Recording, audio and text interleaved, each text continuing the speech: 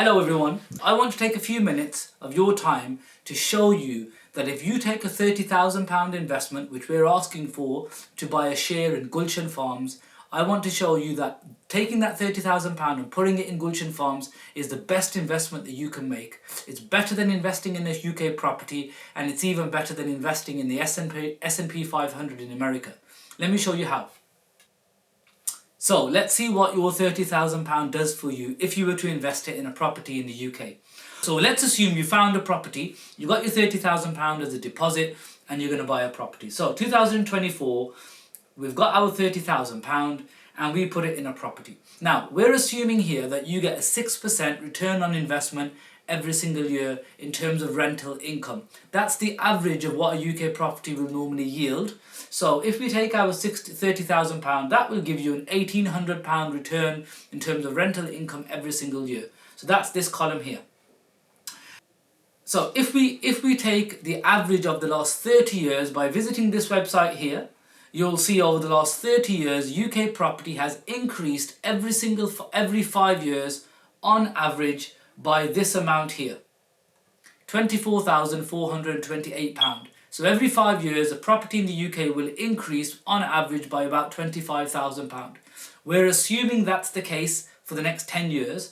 So your £30,000, it will therefore appreciate in value by that amount. So what we're doing here over the next 10 years is in 2034, your £30,000 will be the equivalent of 44,600 approximately. If we add those two values together, in 2034, you will have got a total rental yield of 19,800. We add that to the 40,657 of appreciation of your property, and you are left with a total return on investment of £64,457. Again, that's investing in a UK property. Your £30,000 over 10 years in real money has turned into £64,457. So it's doubled in just over doubled in value.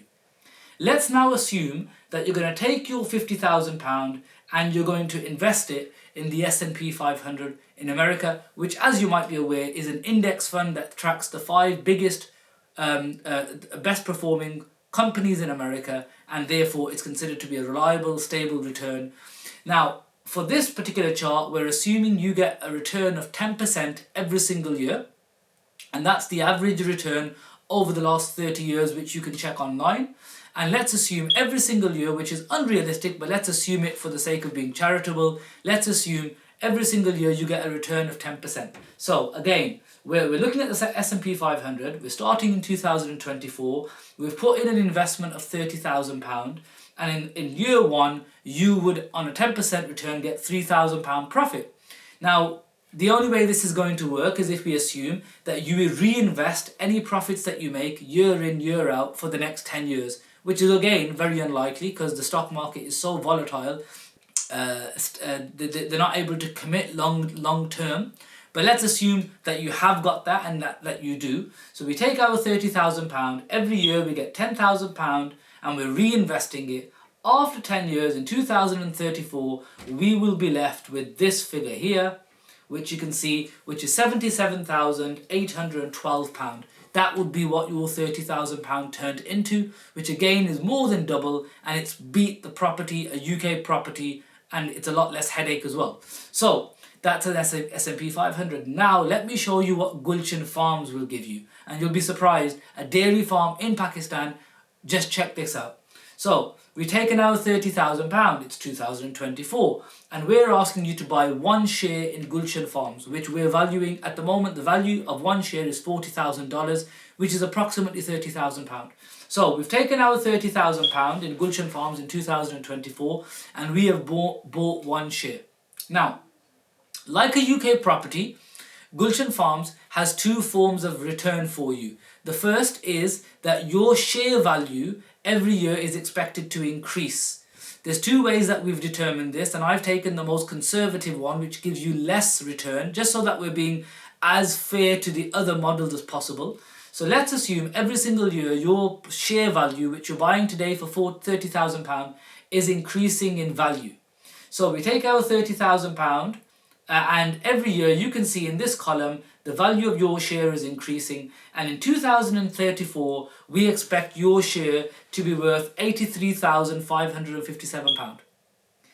Then every single year from 2026 onwards you will also get a dividend payout of your share by the farm. So this is like rental income from your UK property, and as you can see every single year that will start to increase until we reach 2030, when you will get a stable return of over £10,000 every single year.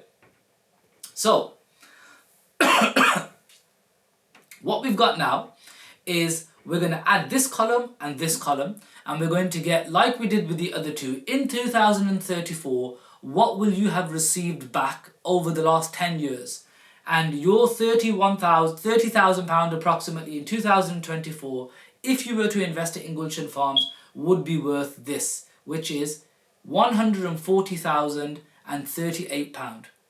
So that's your £30,000 has turned into £140,038. So you can see that beats the S&P 500 77,000, and that beats the UK property market of 64,400.